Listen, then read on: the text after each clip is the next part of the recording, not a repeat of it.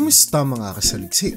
Hindi na natin may tatanggi pa na sa ating kasalukuyang panahon ay sadyang lumulobo na ang ating mga populasyon na alam mo ba ay maaari raw maging dahilan para sa hinaharap ay wala na tayong lugar na magagawang tirahan. Kaya mula sa syudad sa ating bansa na napupuno ng iba't ibang klase ng mga tao hanggang sa lugar na naghahati-hati ang ilang daang tao sa isang inidoro ay pag-usapan natin ang 10 lugar sa ating mundo na may pinakamaraming populasyon ng tao. Kaya kung handa ka ng malaman ng mga ito ay simulan na natin. Number 10, Manila. Sigurado akong alam na ng lahat sa atin na ang syudad ng Manila ay ang kapitolyo ng ating bansang Pilipinas. Pero alam mo ba na hindi lamang mga Pilipino ang naninirahan dito kundi pati na rin iba't ibang mga lahi mula sa iba't ibang panig ng mundo? Ang lagpas 21 milyong populasyon ng syudad ng Maynila ay nahahati sa mga Pilipino at mga dayuhan na naninirahan dito na sa sobrang dami ay naging dahilan para makabilang ito sa tinaguriang pinakapopuladong lugar sa buong mundo. At dahil sa mabilis na pag-advance ng teknolohiya at ekonomiya ng syudad kumpara sa ibang mga lugar sa ating bansa, ay hindi na talaga katakatakang isipin pa kung bakit ang mga dayuhang nabibisita rito ay pinipiling dito na rin pansamantala o permanenteng mamuhay at manirahan. Number 9, Mumbai. Ang syudad ng Mumbai ang itinuturing na commercial capital ng bansang India. Dulot na sa populasyon nitong lagpas 21 milyong katao ay hindi na may tatanggi na madaming mga trabahador at nakikipagkaalakalan rito. Naging dahilan daw para labis na magkulang ang matirahan sa syudad, kung kaya't karamihan sa mga residenteng naninirahan dito ay mahirap lamang at wala na ring lugar na matutuluyan. Hindi lamang sa mga tirahan na naninirahan ng mga residente ng Mumbai, kundi pati na rin sa kanilang transportasyon kung saan parati mong makikitang puno ang mga tren dito na pati ang mga bubong ay sinasakyan na rin ng mga tao. Number 8, Rocinha Favela. Ang Rocinha Favela sa bansang Brazil ay isang uri ng lugar na kahit pa tinitirhan ng maraming mga tao ay hindi pa rin gustong bisitahin ng kahit na sino. Sa kadila ng ang lugar na ito ay madalas daw pinangyayarihan ng mga krimen, lalo na't ang karamihan sa mga naninirahan dito ay mahirap lamang. Nadagdag pa sa kalayuan nila sa mga syudad kung kaya't madalang lamang silang mabisita ng mga pulisya ay talaga namang hindi na natin maitatanggi pa na madalas na napapakapit sa patalim o nakakagawa ng masasamang gawain ng mga residente ng lugar na ito para lamang makaraos sila sa pang-araw-araw nilang pamumuhay. Sa kabilang banda ay ang pagkakaroon daw ng mga tirahan na magkakadikit at sama-sama ay siyang naging dahilan din para magkaroon ng koneksyon ng bawat residente sa isa't isa. Kung kaya't kahit na mahirap ang buhay ng bawat isa sa kanila, ay komportable naman nila itong nalalagpasan. Number 7, Malé Island.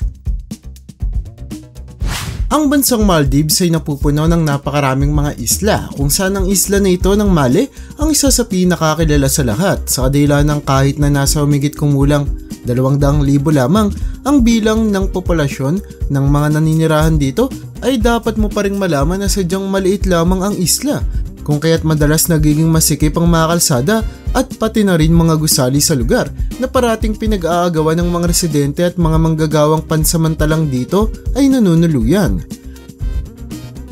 Number 6, Dhaka.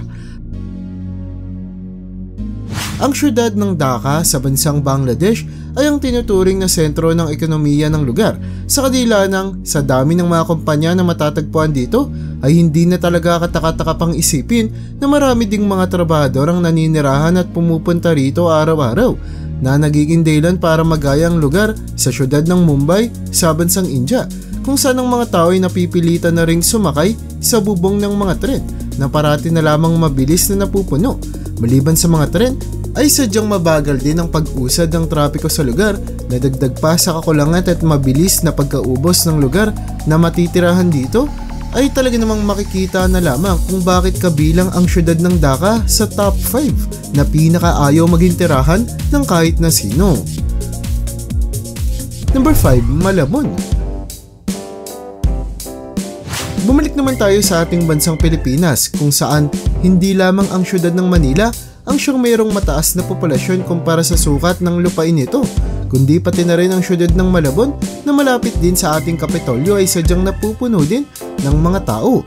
kung saan kahit na maliit lamang ang sukat ng lugar na ito ay halos 400,000 na ang naninirahan dito, kung kaya't mabilis na nauubusan ng mga tirahan ng mga residenteng pinipiling manirahan rito, na naging dahilan para ang ilan pa sa kanila ay mapilitang magtayo ng kanilang sariling bahay sa gilid man o kahit pa sa ibabaw ng tubig ng mga ilog. Number 4. Damascus. Ang syudad ng Damascus na kapitolyo ng bansang Syria ay ang kasalukuyang tinaguriang pinakamatandang kapitolyo sa buong mundo. Dulot na lagpas 8,000 taon na itong nakatayo at tinitirhan ng mga tao. Ngunit kasabay ng pagiging matanda at mayaman na kasaysayan ng lugar na ito, ay kilala rin naman ito sa pinakaayaw maging tinitirhang syudad ng kahit na sino.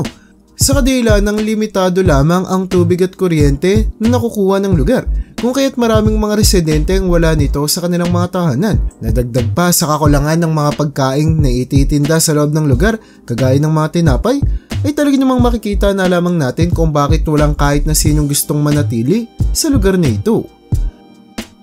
Number 3. Karachi.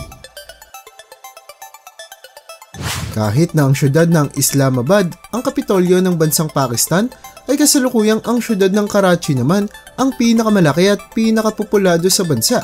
Dulot na lagpas 20 milyong katao na ang kasalukuyang naninirahan dito, kung kaya't hindi na nakakagulat pang isipin pa na maraming mga pamilyang wala nang matirhan sa lugar dahil sa kakulangan ng espasyo rito para sa kanyang mga residente. Dati ay kilala ang syudad bilang City of Lights dahil sa nagliliwanag nitong mga gusali tuwing gabi. Ngunit sa kasalukuyan ay tila ba napupuno na ng depresyon ng lugar na naging dahilan para unti-unti nang umayaw at umalis ang mga dati ritong naninirahan. Number 2. Guangzhou. Ang syudad ng Guangzhou sa bansang China na malapit sa Hong Kong ay kasalukuyang mayroong kakaunti lamang na populasyon. Ngunit ayon sa mga eksperto ay meron itong mataas na posibilidad na makabilang sa isa sa pinakapopuladong lugar sa buong mundo sa hinaharap. At ito ay dahil sa nasa sentro ng komersyal at kalakalan ang syudad, kung kaya talaga namang makikita kung gaano na lamang kataas ang kanyang ekonomiya na hindi may tatangging mas lalo pang aangat. Napupuno rin ang Guangzhou ng iba't ibang mga templo na nagiging dahilan para maging marami ang mga turistang bumibisita sa lugar taon-taon. Nadagdag pa sa dami ng mga kumpanyang nakatayo rito, ay talaga namang hindi nakatakataka pa kung sa susunod ng mga taon ay biglang lumobo na lamang ang populasyon ng syudad na ito. Bago tayo magpatuloy sa unahan ng ating listahan ay gusto ko munang makita mo ang tampok na larawan sa istorya natin ngayon. At ito ay nagpapakita ng isang dagat sa syudad ng Rio de Janeiro sa bansang Brazil na talaga namang nagpapakita kung gaano na lamang kadaming mga turista ang nabibisita sa lugar sa tuwing sumasapit ang tag-init. Dulot na maliban sa ganda ng tanawin sa dagat, ay sadyang malawak din ang talampasigan dito na makikitang hindi sapat para sa mga turistang bumibisita rito na hindi may tatangging umaabot ang bilang sa libo-libong katao. Number 1. Kibera. Maniniwala ka bang sabihin ko sa iyo na mayroong mga syudad sa ating planeta na sa sobrang hirap ay tila babangungot at impyerno para sa maraming mga tao? Ang isa sa mga lugar na ito ay ang syudad ng Kibera sa Kenya na itinuturing na kabilang sa pinakamalaking slums sa buong mundo. Dulot na kahit pa maliit at tila ba pinagtagpi-tagpi lamang ang mga bahay sa lugar na ito, ay sinasabing humigit kumulang 8 katao ang naninirahan sa bawat isa sa mga ito, na nagpapakita lamang kung gaano kahirap ang buhay para sa lahat ng residente ng lugar.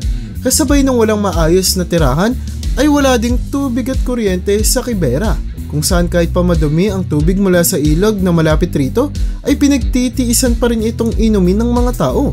Meron ding mga butas sa loob ng lugar na itinuturing na inodoro na maniwala ka man sa hindi ay pinaghahati-hatian at salit-salitang ginagamit ng 50 pamilya na siguradong hindi kakayaning gawin ng marami sa atin.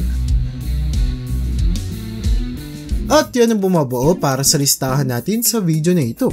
Talaga namang may papakita na lamang ng video na ito kung gaano na lamang katindi ang epekto sa bawat isa sa atin ng paglobo ng ating populasyon. Dulot na dahil rito ay unti-unti tayong nawawala ng tirahan at makukulangan ng resources na hindi may tatangging magiging dahilan para magkaroon tayo ng pag-aagawan. Kaya para sa'yo, ano sa tingin mo ang pinakamainam na solusyon sa paglobo ng ating populasyon? I-comment mo naman yan sa baba. At hanggang dito na lang muna ang aking bahagi. Hanggang sa muli mga kasaliksik, maraming salamat sa panonood.